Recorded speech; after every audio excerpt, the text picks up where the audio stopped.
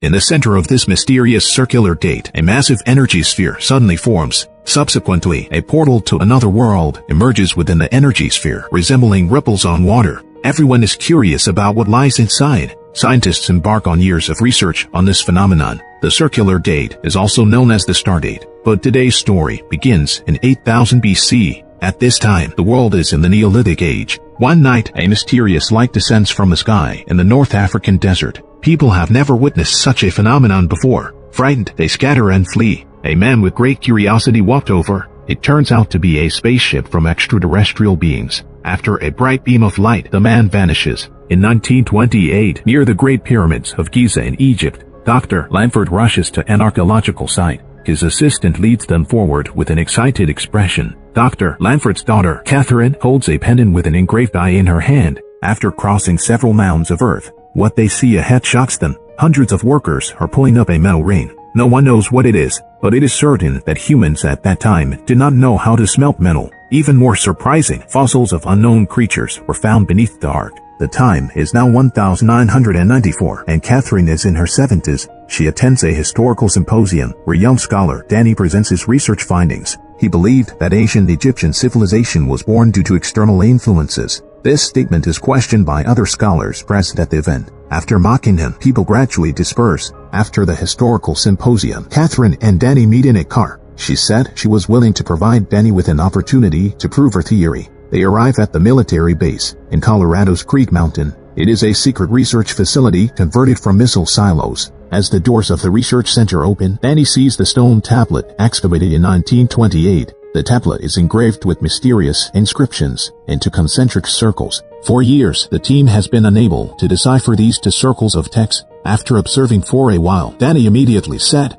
the meaning of the inner ring text on the circle is that the sun god is forever sealed within this Stargate. There are 7 characters on the outer ring. He is still unsure of their meaning. According to the carbon-14 dating method, the birth of the stone monument predates the ancient Egyptian civilization. 2 weeks have passed. Danny still cannot decipher the remaining outer ring characters. One evening, he found inspiration in a constellation chart in the newspaper. He discovered that these characters actually correspond to galactic coordinates. During a high-level military meeting, Danny explained that these 6 symbols represent coordinates in 3-dimensional space, and the 7th symbol represents time, but he doesn't know where these symbols are used. Catherine smiled upon hearing this. The iron gate slowly opens. In the center of the research lab, there is a giant metal Stargate. Danny was a little confused as to what on earth this was.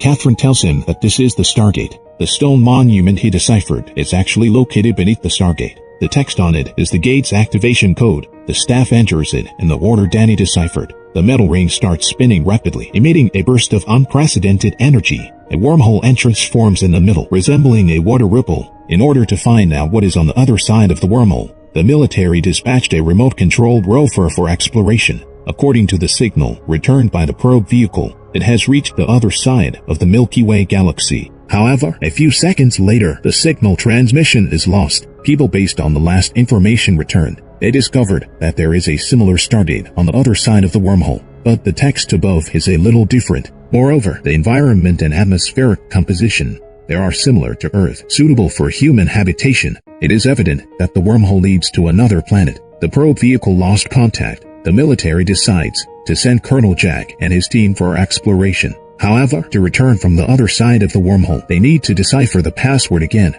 Danny takes the initiative to go with the team. Before the team departs, Catherine gives Danny the pendant from years ago. Catherine wishes him success in his interstellar exploration. Jack leads the fully armed team into the wormhole. Then it's Danny's turn to pass through the water-like object. He sees a tunnel formed by light ahead. Outside the tunnel is an endless expanse of stars. After a brief dizziness, Jack helps Danny up from the ground. They observe their surroundings and discover that it is clearly an artificial structure. However, there is no illumination at the moment and the environment is very dim. The team members are all tense. They remain on high alert throughout the journey. The team members walk to the entrance and see sunlight. They realize that there is only endless yellow sand around them. It turns out they are in the center of a desert. Everyone turns around to look. The place where they came out just now is a magnificent pyramid. The climate here is similar to Earth. The difference is that there are 3 moons in the sky. After the team members set up communication devices and other equipment. They prepare to return to Earth. Danny discovers that the password combination is different from the one on Earth. He needs to find another stone tablet to decipher it.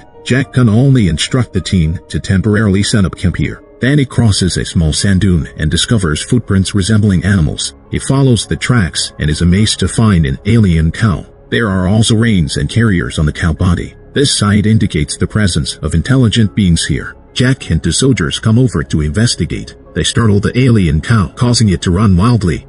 They follow the footsteps of the alien cow and arrive at a place with large structures. Everyone is amazed by the sight in front of them. It appears to be a mining site or something similar. There are thousands of people engaged in intensive labor here. Strangely, these people are dressed modestly. They resemble ancient inhabitants of Earth. Danny and Jack walk towards the crowd. When the people here see strangers approaching, they all stop. Danny tries to communicate with them, but the others have no idea what he is saying. When a person resembling a leader sees Danny's pendant, his expression suddenly changes, and after shouting a few unknown words, thousands of people immediately prostrate themselves. An elderly person resembling a leader rushes over on an alien cow. He shows great respect to all of them. Despite the language barrier, the team members can tell from the body language of the locals that these people seem to consider them as honored guests. The locals also extend an invitation to them. They follow the massive procession and cross several sand dunes, revealing a magnificent city. However, the city's architectural technology and style are noticeably outdated, resembling Earth from 1,000 years ago. Hanging above the entrance of the city is a massive metal statue. The pattern on the statue is identical to Danny's pendant. At this moment, everyone realizes that they consider Danny as a deity, a sun god called Ra. Suddenly, a sandstorm rises in the desert. Seeing that the sandstorm is about to swallow up the entire city, they quickly close the city gates. Danny and his group have no choice but to stay temporarily in order to welcome these guests from afar. Residents, the elder organizes a welcoming ceremony for them. During the party, Danny draws the Eye of Ra, symbolizing the sun god. In the sand, the elder's expression turns extremely fearful. He quickly erases the characters in the pattern with his feet. Danny suspects that the use of writing is forbidden here. When he prepares to rest at night, a beautiful girl enters Danny's room. She is the gift from the locals to the sun god tonight, but Danny doesn't need such offerings and declines her kind gesture. After simple communication, it turns out the girl's name is Shur. She understands some ancient Egyptian hieroglyphs. Out of gratitude towards Danny, she leads him to a cave. The walls are covered with ancient Egyptian hieroglyphs and drawings. At the same time, the remaining members of the team near the pyramid prepare to rest. Suddenly, a strong light emanates from the sky. A massive triangular-shaped spaceship descends. It completely covers the pyramid. The team members discovered that there was an intruder and were knocked down before they could react. A man with the head of Anubis appeared and took away the team members inside the pyramid. Jack also arrived at the cave. Danny roughly understood the murals and deciphered the history of this planet. Thousands of years ago, there was an alien life in danger of death. Its name was Ra. In order to obtain immortality, it came to Earth. It used the body of a young man to obtain a new life and become the ruler of Earth. He created the Stardate to transport Earthlings to this place. Earthlings mine minerals as a source of energy for him. Unexpectedly, the Earthlings gain knowledge and consciousness. They begin to resist Ra. They closed it and sealed the Stargate, preventing Ra from returning to Earth.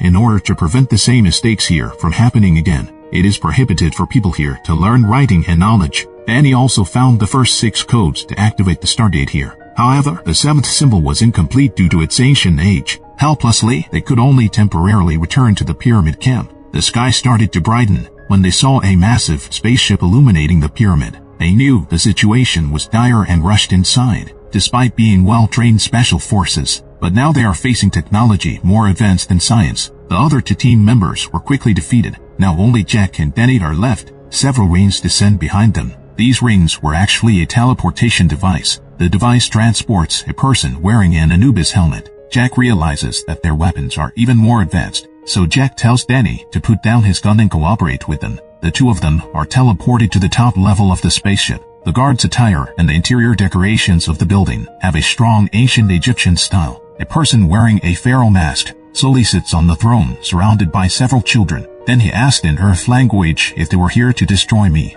and he claims to be a god called Ra. He also asked people to bring out the nuclear bomb that Jack brought. The guard's Anubis helmet is removed. It turns out they are all ordinary humans. At the same time, Ra removes his pharaoh mask. He is the man who disappeared in 8000 BC. The extraterrestrials have been parasitic in his body since then. Jack seizes an opportunity while they are distracted and defeats the guard with a weapon. However, he inadvertently causes Danny to be shot by the guard and killed instantly. Eventually, Jack is knocked unconscious and thrown into a water dungeon. It turns out that the rest of the team members are also here. Two fighter jets fly out from the pyramid and head straight to the castle. The castle is suddenly filled with smoke and gunfire. In the blink of an eye, the people in the castle are turned into corpses by the artillery fire. Danny wakes up in a chamber similar to a hibernation pod. The severe wounds on his body just disappeared. It turns out this machine can rapidly heal and even revive humans. Danny enters Ra's room. Ra tells him that the reason he chose humans as hosts is because their bodies are easily repairable.